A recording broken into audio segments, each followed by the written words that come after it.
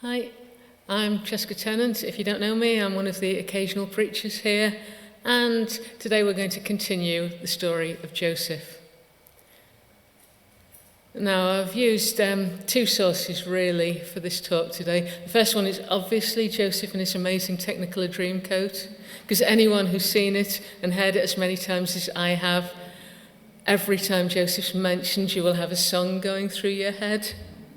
And the other really good inspiration is Rabbi Jonathan Sacks' book on Genesis, which is just full of wisdom and insight. So let's start off with where we left Joseph last week, for those who haven't had a chance to catch up with this excellent sermon yet. So where we left, Joseph is the second most powerful man in the whole of Egypt. He's had 7 years of bumper crops when he's been able to store grain, and now in the famine he's giving the grain or selling the grain back. And 10 of his 11 brothers have come to buy grain. He recognizes them, they don't recognize him. He accuses them of being spies and says to prove they're not spies, they must bring their youngest brother Benjamin back, and he keeps Simeon, the second oldest brother, as a hostage. The brothers go back with sacks filled with grain, but also they discover that the silver they'd used to pay for their grain was in the sacks. They went back to Jacob, and Jacob said, "There's no way you're taking Benjamin back. I've lost Joseph, I've lost Simeon now, I'm not losing Benjamin." And that's the way it was left. Now, to get the full narration, we'd have to read 3 chapters, and that would take up all my sermon time. And because it's the story that matters, what we're going to do is we're going to use a Sunday school version. But it says everything that we need to know. So let's start.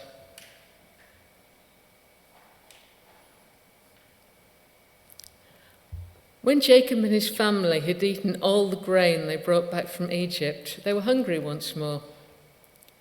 Judah told his father they could return to Egypt and buy more food, but Benjamin must return with them. Jacob did not want to let the young man go, but in the end, with a sad heart, he said goodbye to him and his other sons. When the brothers arrived in Egypt, they went to present themselves before Joseph.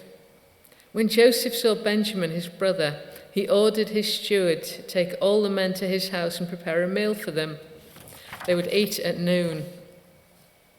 The brothers were afraid when they were taken to Joseph's house. They thought they would be arrested because of the silver found in the bags. But when they showed the coins to the steward, he replied, "Your God has provided you with the money, and you don't have to repay anything." Then Simeon was released from prison. All of the brothers were seated. Joseph ate separately because Egyptians were not allowed to eat with foreigners. The brothers ate a great meal in his house. He put them in order of their ages, and they were amazed at this. He also gave Benjamin 5 times more food than the rest of them. They enjoyed themselves very much eating and drinking, but none of them realized that it was their brother Joseph who was there. Later, Joseph told his steward to fill the men's sacks with as much food as they could carry and put back the money they had given for grain. Then he told him to put the silver cup in Benjamin's sack. The steward did all that as Joseph told him to do. Early that morning, as the brothers travelled home, Joseph sent the steward after them. When he caught up with them, he searched all their sacks and quickly found the silver cup in Benjamin's sack. He said the youngest brother must become the slave of Joseph. But all of the brothers agreed to travel back to Egypt to try and explain that he had done nothing wrong. When the brothers came before Joseph, they bowed face down before him. He pretended to be angry and said Benjamin must be his slave, but the rest were free to go.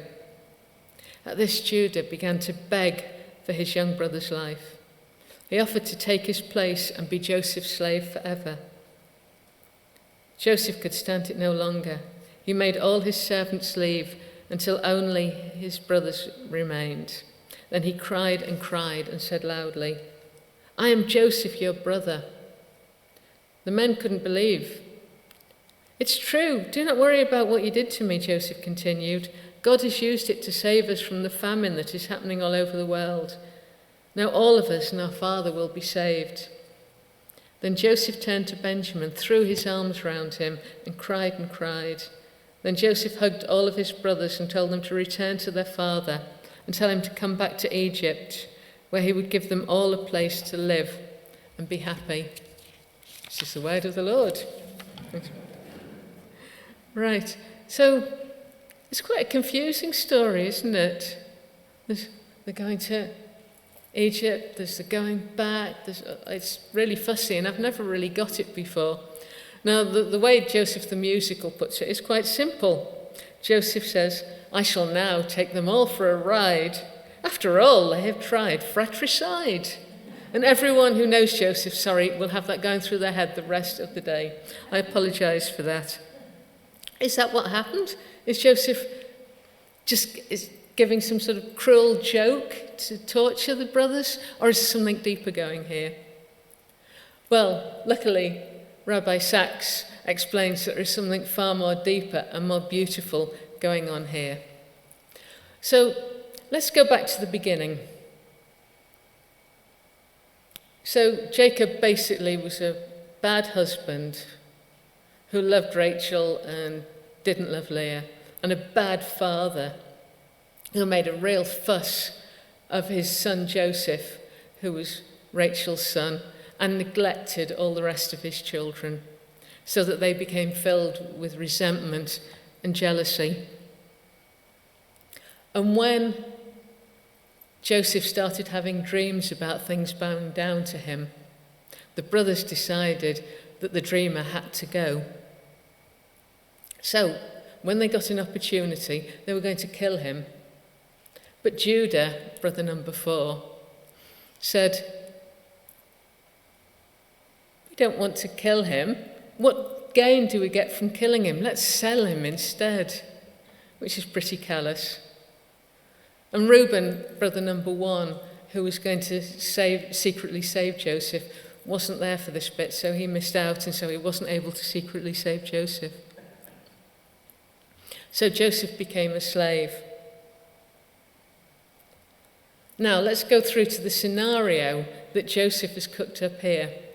So what happens? Benjamin is his only full brother. He's Rachel's other son.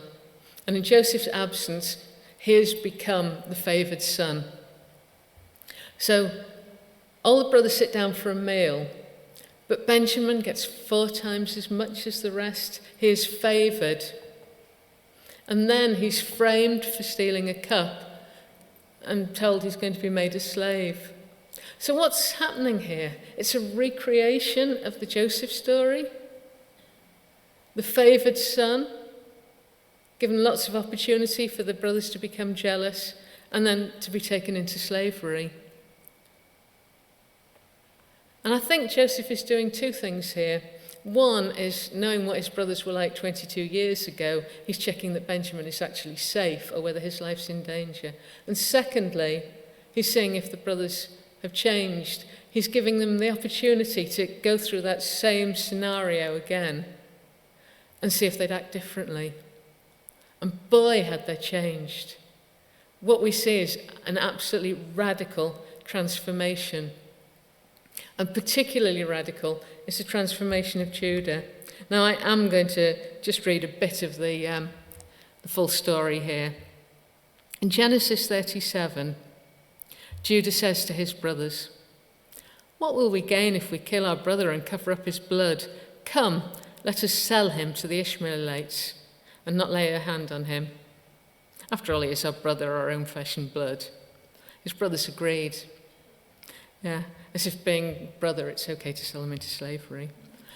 Now, in today's story, this is what Judah says.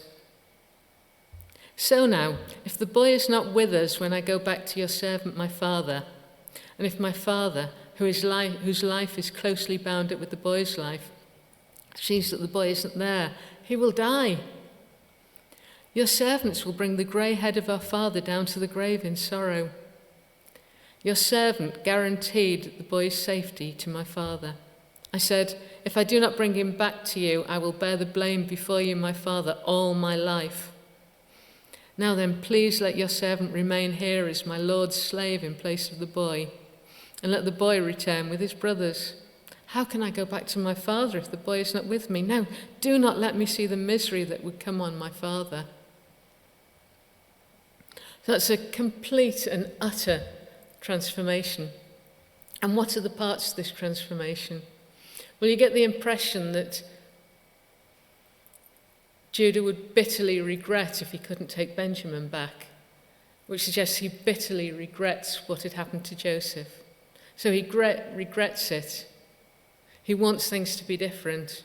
And he's a complete 180-degree turnaround as he offers to give his own life for Benjamin. And what effect does this have on Joseph? And what we see from Joseph is the most amazing, radical forgiveness. And he doesn't just forgive the brothers, he lets them off the hook. He says, yeah, what you did was terrible, but it was actually God's will to save the family from famine. Now, if you think what Joseph was forgiving, his brothers were going to kill him, but they sold him into slavery. He had 13 terrible years as a slave and then a prisoner, and yet he was able to forgive them. We don't know if he would have forgiven them if they hadn't have changed. I suspect not. But what he did was he made the first move. He set up this scenario to give them a chance to atone, and they took it up.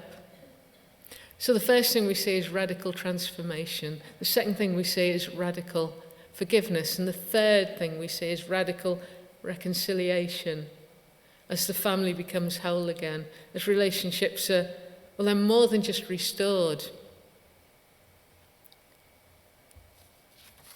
We see a family that has transformed from being motivated by jealousy and revenge to being motivated by love. And we see a deep love developing again in the family.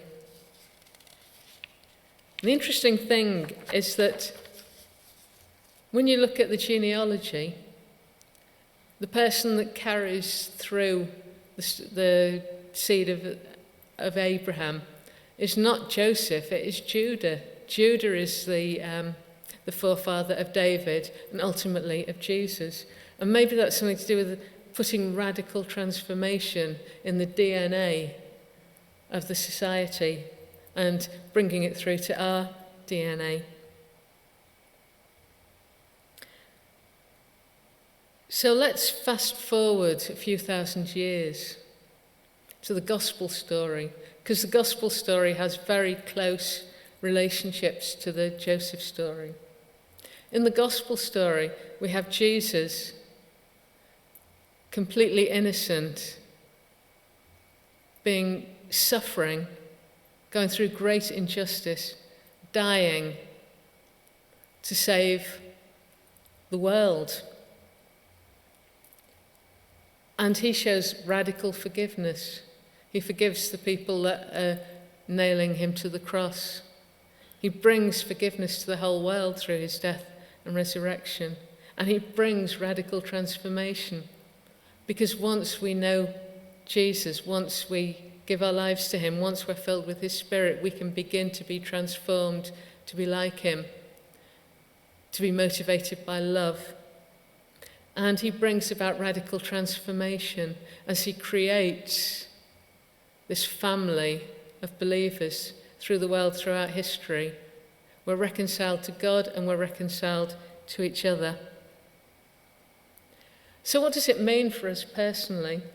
Well, taking the gospel story and the story of Joseph, the first thing it means is we don't have to be slaves to what's happened to us. Now, the brothers were neglected. They were not well treated. And yet, they were able to be transformed. Joseph was betrayed by his brothers. He was betrayed by Potiphar's wife. He was abandoned by Pharaoh's cupbearer. He had 13 years of great suffering. But he wasn't enslaved by this. He was able to forgive.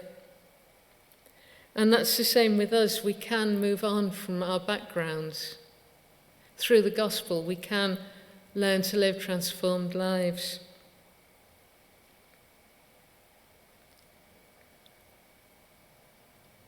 And the second thing is that we don't have to be slaves to the terrible things we've done. I don't think anyone here sold a sibling as a slave. I don't think so. But we've all done things that we regret. And while we're not freed from the consequences of what we've done, Joseph still had to have 13 years of difficulty. Judah had to have 13 years of guilt. Jacob had to have 13 years of mourning. We can be changed because Jesus takes our guilt and shame away so that we don't have to be defined by what we've done, but we can move forward to a fresh life. We can experience, and we should experience, it should be part of our Christian lives, radical transformation, radical forgiveness, and radical reconciliation. So what does this mean for us as a church at St Mary's? Well, our mission statement is kind of the story of Joseph.